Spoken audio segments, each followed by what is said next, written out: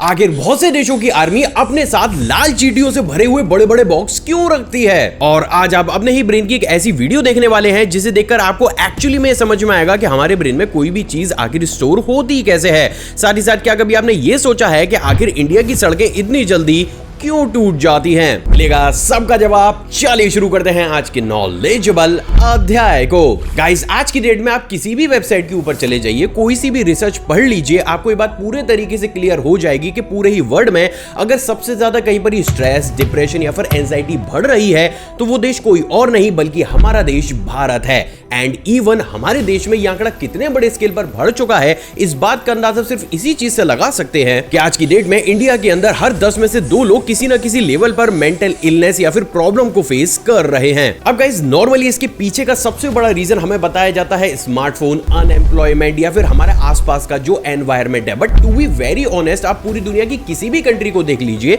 Smartphone addiction, unemployment और इस तरीके की चीजें आपको वहां पर देखने को जरूर मिलेंगी। हाँ, वो बात अलग है कि किसी कंट्री में ज्यादा होंगी या किसी कंट्री में कम, बट ऐसा नहीं है कि ये प्रॉब्लम किसी भी कंट्री में हो ही ना। So now the main point is this कि अगर हर एक कंट्री में ये सारी प्रॉब्लम है तो सिर्फ इंडिया में ही ये मेंटल इलनेस बढ़ क्यों रही है। एक्चुअली गाइस, आप भी जानकर दंग रह जाएंगे, लेकिन जब रिसेंटली अभी सिंघुआ यूनिवर्सिटी चाइना ने हम इंडियंस के ऊपर रिसर्च करी तो उनको ये पता चला कि इंडिया में जो ये मेंटल इलनेस बढ़ने का कारण है ये कुछ और नहीं बल्कि दूध वाली चाय है। अब गाइस, शायद इस रिसर्च को पढ़ने के बाद आपको भी इसके ऊपर बिलीव ना हो रहा हो, क्योंकि मुझे भी नहीं हुआ था। बट आप मुझे खुद से ये बताइए कि इंडिया के अंदर ये दूध वाली चाय का कॉन्सेप्ट लाया कौन? एक्चुअली गाइस, ये दूध वाली चाय का कॉन्सेप्ट इंडिया के अंदर ब्रिटिशर्स लाए थे। बट गेस व्हाट, उन्होंने कभी भी खुद दूध वाली चाय को कंज्यूम नहीं किया। एंड इवन कुछ रिपोर्ट्स तो ये भी बताती है कि ब्रिटिशर्स ने सिर्फ हम इंडियंस को ही मेंटल लेवल पर वीक करने और चाय का एडिक्टिव बनाने के लिए जानबूझकर ये दूध वाली चाय को इंडिया के अंदर इंट्रोड्यूस किया था। अब गाइस, नो मैटर कि रिसेंट टाइम में आप चाय को कंज्यूम करते हो या फिर ना करते हो, लेकिन क्योंकि ये बहुत लंबे समय से इंडिया में होता हुआ चला आ रहा है, तो हमारे ग्रैंडफादर या फिर अगर हमारे फादर भी दिन के 3 कप या फिर 4 कप चाय पीते हैं, तो समहाउ ये चीज अब हम इंडियंस के डीएनए में आ चुकी है। और after a certain time period हर एक इंडियन किसी ना किसी लेवल पर मेंटल इलनेस को फील करता है। एंड गेस व्हाट, हम में से बहुत से लोगों को तो ये तक पता नहीं होता है कि हमारा दिमाग प्रॉपर तरीके से काम कर भी नहीं रहा। एंड एक्चुअली में गाइस, ये एक ऐसा सीक्रेट वेपन था जिसे ब्रिटिशर्स ने हम इंडियंस के ऊपर चलाया था। बट अनफॉर्चुनेटली हम में से बहुत ही कम लोग आज भी इस चीज को प्रॉपर तरीके से समझ पाए हैं। सो moral of the story is, चाय पीना गलत नहीं है। चाय अपने आप में एक हर्ब है। आप 1 कप या फिर 2 कप डेली बेसिस पर पी सकते हैं, लेकिन कोशिश ये कीजिए कि आप दूध वाली चाय की बजाय ब्लैक टी पिए। गाइस, आपने भी बहुत से ऐसे वेब शोज या फिर मूवीज तो जरूर देखी होंगी जिसमें डॉग एक मेन कैरेक्टर को प्ले करते हैं। बट क्या आपको पता है कि जितनी भी ये वेब सीरीज या फिर मूवीज होती हैं जिनमें जो ये डॉग होते हैं, जो मेन कैरेक्टर प्ले कर रहे होते हैं, इनकी पूंछ को कुछ इस तरीके से शूटिंग के दौरान बांध दिया जाता है। एक्चुअली गाइस, नॉर्मली ये जो डॉग होते हैं इनके लिए शूटिंग का एक्सपीरियंस काफी ज्यादा वियर्ड सा होता है। अब इस केस में जो डॉग काफी ज्यादा अग्रेसिव होते हैं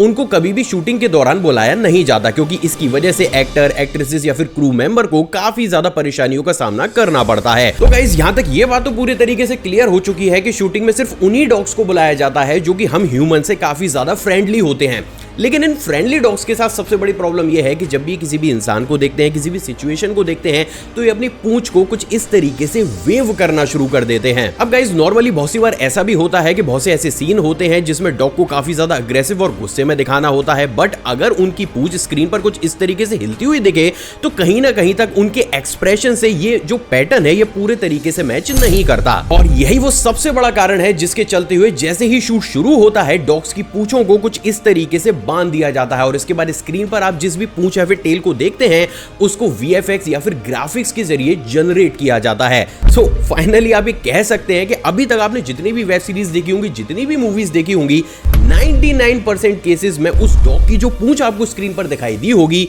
वो पूरे ही तरीके से फेक होगी। गाइस, आज की डेट में 3D प्रिंटेड टेक्नोलॉजी को काफी ज्यादा एडवांस और नई टेक्नोलॉजी माना जाता है, क्योंकि जहां एक तरफ हम ISS में इससे बहुत सी चीजों को प्रिंट कर रहे हैं, तो वहीं दूसरी तरफ इंडिया में भी बहुत सी ऐसी बिल्डिंग्स हैं जिसको 3D प्रिंटर की हेल्प से बनाया जा रहा है। बट व्हाट इफ कि अगर आपको एक दिन अचानक से ये पता चले कि टेक्नोलॉजी भी नई नहीं बल्कि साल 1931 की है। एक्चुअली गाइस बहुत ही कम लोगों को ये मालूम होगा, लेकिन जर्मनी में सबसे पहली बार साल 1931 में कुछ इस तरीके के एक 3D प्रिंटर को बनाकर तैयार किया गया था, जिसका कि मेन एम कुछ इस तरीके से मॉडल्स को इस तरीके के इक्विपमेंट के ऊपर कार्व यानी कि हूबहू एक मिनी क्रिएचर के जैसा बनाने का हुआ करता था। But the main point is this guys कि जहां पर्दे के आगे इस प्रिंटर से कुछ इस तरीके के मॉडल्स बना करते थे, तो वहीं पर्दे के पीछे जर्मन की गवर्नमेंट इस तरीके के प्रिंटर से एडवांस वेपन बना रही थी। लेकिन भैया प्रॉब्लम यहीं पर ही क्रिएट हो गई। एक्चुअली गाइस इस प्रिंटर के लिए मतलब जब इससे वेपन बनाए जाते थे तो उसका जो रॉ मटेरियल था वो यूएसए से मंगाया जाता था।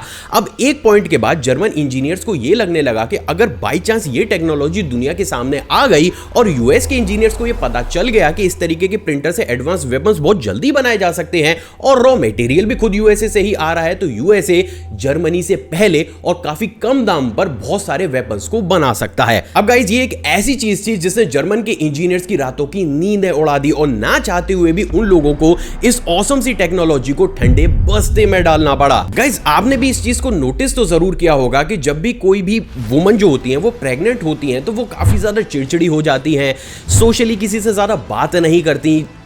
मतलब बहुत अलग अलग लेवल पर उनके मूड स्विंग्स होते रहते हैं। अब नॉर्मली गाइस अभी तक ये माना जाता था कि ऐसा किसी भी ह्यूमन के साथ सिर्फ इसलिए होता है क्योंकि इस टाइम पीरियड के दौरान उसकी बॉडी में हार्मोनल चेंजेस होते हैं। बट व्हाट इफ कि अगर मैं आपसे ये बोलूं कि अभी तक हमारी ये इंफॉर्मेशन पूरे ही तरीके से आधी थी। एक्चुअली गाइस अभी जानकर दंग रह जाएंगे, लेकिन रीसेंट स्टडीज इस बात को पूरे तरीके से क्लियर करती हैं कि इस टाइम पीरियड के दौरान एक मदर का जो ब्रेन होता है उसका साइज भी थोड़ा सा श्रिंक कर जाता है, जिसको कि मेडिकल लैंग्वेज में मॉमी ब्रेन के नाम से जाना जाता है। अब गाइस ऐसा इसलिए होता है क्योंकि माना यह जाता है कि इस टाइम पीरियड के दौरान जो ब्रेन होता है मदर का वो अपने बेबी से कनेक्शन को ज्यादा डेवलप करता है, जिसकी वजह से उसे एक टाइम पर सोशल जितने भी कनेक्शन होते हैं या फिर इमोशंस होते हैं उनको शट डाउन करना पड़ता है। अब नॉर्मली किसी भी ब्रेन के द्वारा ऐसा कर पाना नेक्स्ट टू इम्पॉसिबल होता है, तो इस टाइम पीरियड के दौरान जो हमारा ब्रेन होता है ना वो थोड़ा सा सिकुड़ जाता है, यानी कि लिटरली वो अपने साइज को छोटा कर लेता है। हालांकि ये बात भी पूरे तरीके से क्लियर है कि ये पूरे ही सिम्टम रिवर्सिबल होते हैं, यानी कि डिलीवरी के 6 महीनों के बाद एक मदर का ब्रेन धीरे धीरे अपने साइज को दोबारा से बढ़ा लेता है। तो टेक्निकल बेसिस पर आप ये कह सकते हैं कि हम इंसानों के पास भी एक ऐसी सुपर पावर होती है जिसकी वजह से कुछ टाइम पीरियड तक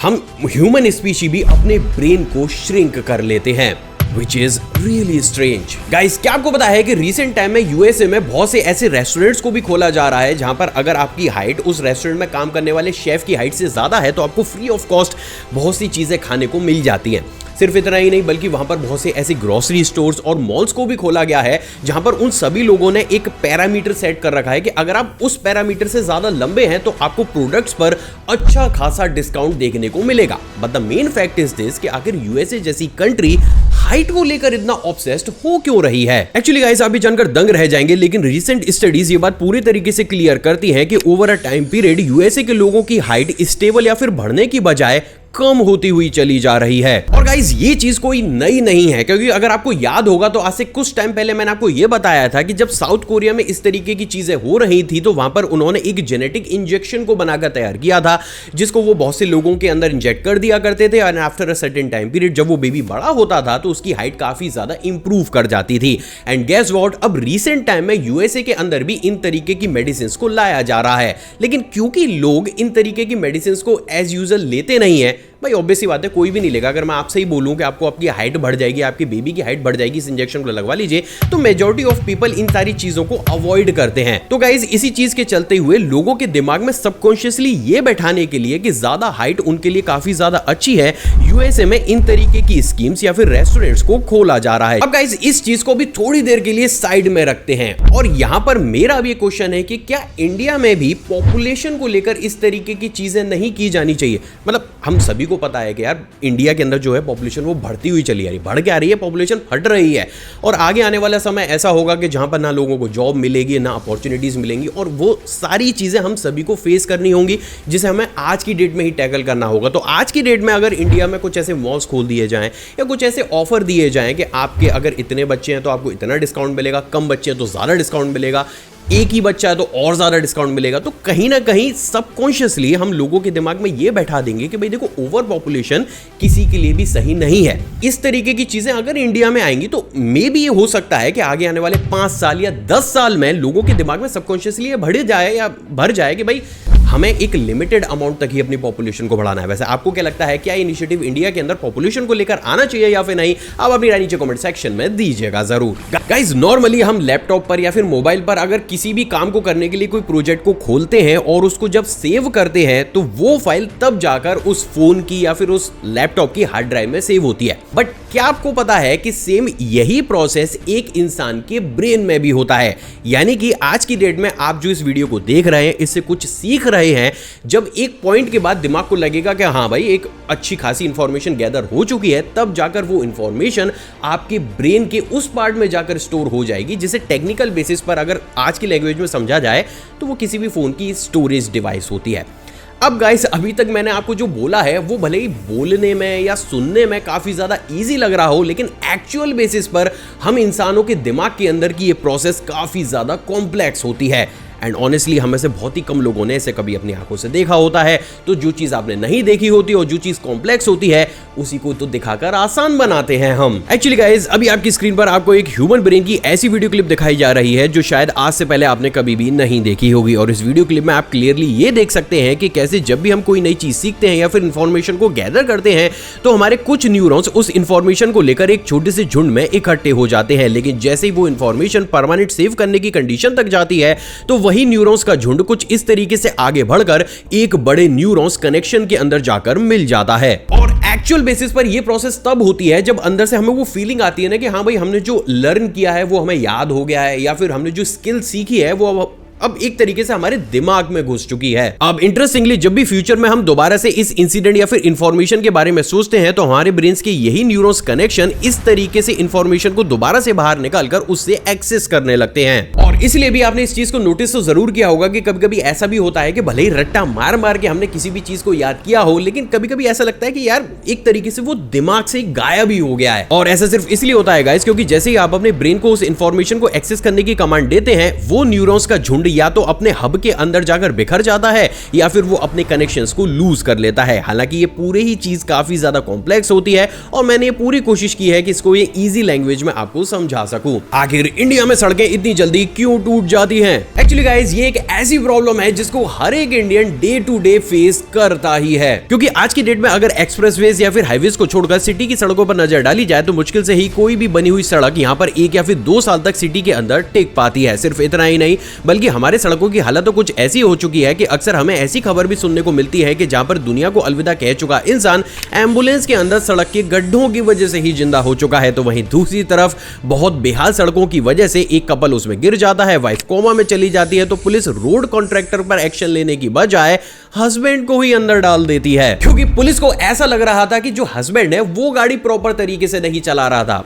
और गाइस ऐसे एक या दो नहीं बल्कि तमाम ऐसे केसेस आपको ऑनलाइन पढ़ने को मिल जाएंगे। But the main fact is this कि आखिर आज की डेट में भी जहां हम वर्ल्ड की तीसरी सबसे बड़ी अर्थव्यवस्था बनने की बात कर रहे हैं, वहां पर हमारे देश भारत में सड़कों के हाल इतने बेहाल क्यों हैं? Number 1, infrastructure issues. Actually guys आप माने या फिर ना माने लेकिन प्रेजेंट डेट में इंडिया के अंदर रोड कंस्ट्रक्शन के कुछ स्टैंडर्ड वैल्यूज मौजूद ही नहीं है। और यही वो एक सबसे बड़ा रीजन भी है जिसके चलते हुए बहुत से ठेकेदार ज्यादा प्रॉफिट कमाने के लिए सस्ते मटेरियल का इस्तेमाल करते हैं। अब क्योंकि उन ठेकेदारों को भी ये पता है कि गवर्नमेंट या तो ऑडिट करेगी ही नहीं, और अगर ऑडिट करेगी भी तो भी इंस्पेक्शन करने जो आएगा उसको अंडर द टेबल सेट किया जा सकता है, तो प्रेजेंट डेट में ठेकेदार डंके की चोट पर घटिया मटेरियल का इस्तेमाल करते हुए सड़कों को बनाते हैं। Number 2, weather condition. Actually guys हमारे देश भारत की ज्योग्राफिकल कंडीशन के अकॉर्डिंग यहाँ पर एक्सट्रीम समर, एक्सट्रीम विंटर और एक्सट्रीम मॉनसून हमें देखने को मिलता है। और यही एक्सट्रीम वेदर चेंज या फिर वेदर कंडीशन चेंज एक सड़क की सबसे ऊपरी लेयर को चटकाने का काम करती है। लेकिन वहीं बात अगर वेस्टर्न कंट्रीज की जाए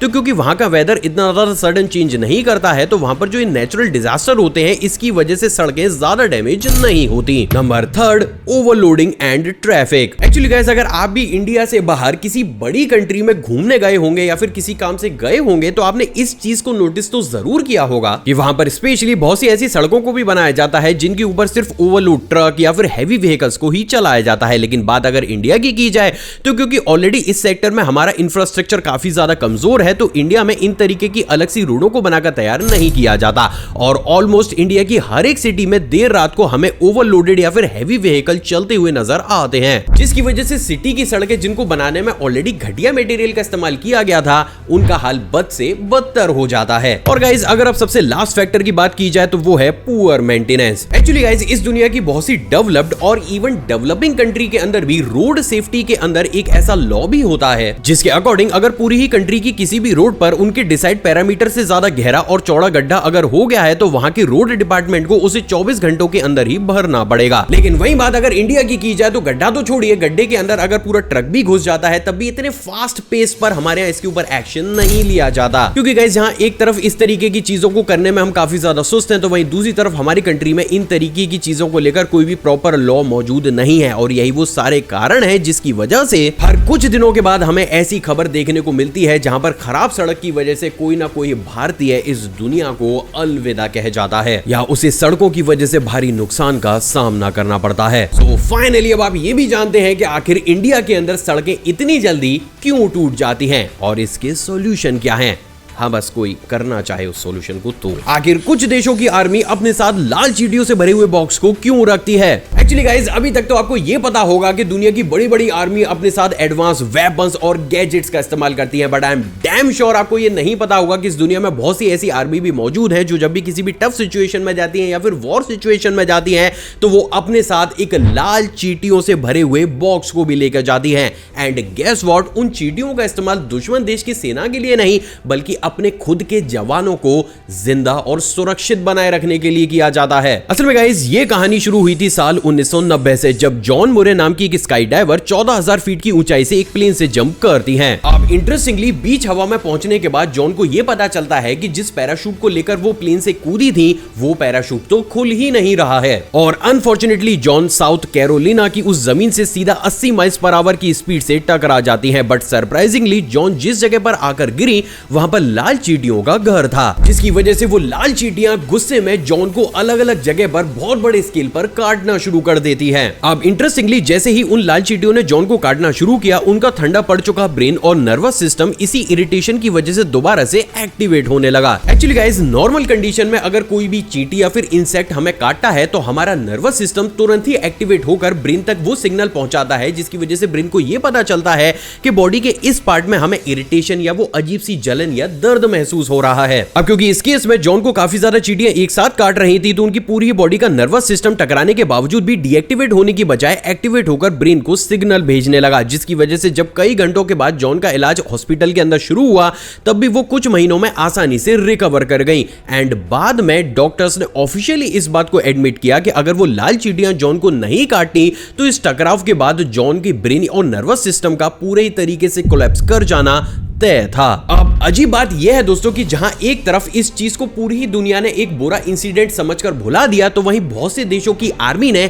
इसी प्रिंसिपल को अपनी ढाल की तरह इस्तेमाल करना शुरू किया, जिसके चलते हुए आज भी किसी भी टफ या फिर वॉर सिचुएशन में अगर उन देशों की सेना का जवान घायल हो जाता है और बाकी लोगों को यह लगता है कि मेडिकल हेल्प आने में काफी ज्यादा देर लग जाएगी तो उस केस में उस जवान की ब्रेन और नर्वस सिस्टम को एक्टिवेट रखने के लिए उसे एक बॉक्स में लेटाकर उसके ऊपर लिमिटेड अमाउंट में लाल चींटियों को छोड़ दिया जाता है, जिससे काफी हद तक उस जवान के प्रॉपर रिकवर करने के चांसेस बढ़ जाते हैं। हालांकि ये बात भी पूरे तरीके से क्लियर है कि उन लाल चींटियों की वजह से जवान की जो स्किन होती है वो जगह जगह से सूज जाती है या फिर उसमें थोड़े बहुत इन्फेक्शन भी हो जाते हैं। बट अल्टीमेटली यार, स्किन की जो सूजन है या फिर इन्फेक्शन है उसको हम after a certain time period ठीक कर सकते हैं, बट एटलीस्ट ये चींटियां उस जवान को जिंदा रखने में तो मदद कर रही हैं। हालांकि गाइस, ये बात भी पूरे तरीके से क्लियर है कि आज की डेट में भी बहुत से देशों की सेनाएं इन तरीके के कॉन्सेप्ट को नहीं अपनाती, लेकिन जैसे जैसे समय आगे बीत रहा है और ये एक्सपेरिमेंट सफल होता हुआ नजर आ रहा है, मे बी आगे आने वाले समय में मेजॉरिटी ऑफ कंट्री की जो सेना होंगी वो इस बेसिक से नेचुरल लाइफ हैक को जरूर फॉलो करेंगी। तो फाइनली अब आप ये भी जानते हैं कि आखिर क्यों बहुत से देश की सेना किसी भी टफ सिचुएशन में लाल चींटियों से भरे हुए बॉक्स को अपने साथ क्यों रखती है। आई होप गाइस आज का एपिसोड आपको पसंद आएगा तो इस वीडियो को लाइक और इसके ऊपर कमेंट जरूर कीजिएगा, वरना यूट्यूब के एल्गोरिथम में ये वीडियो भी कहीं खोकर ही रह जाएगी। चैनल बनाए हैं तो चैनल को सब्सक्राइब करो, उस बेल आइकन को प्रेस जरूर कीजिएगा ताकि अगली वीडियो आप तक सही सलामत पहुंच सके। एक और फ्रेश कमाल एपिसोड में आप सभी से दोबारा मुलाकात होगी दोस्तों। जय हिंद।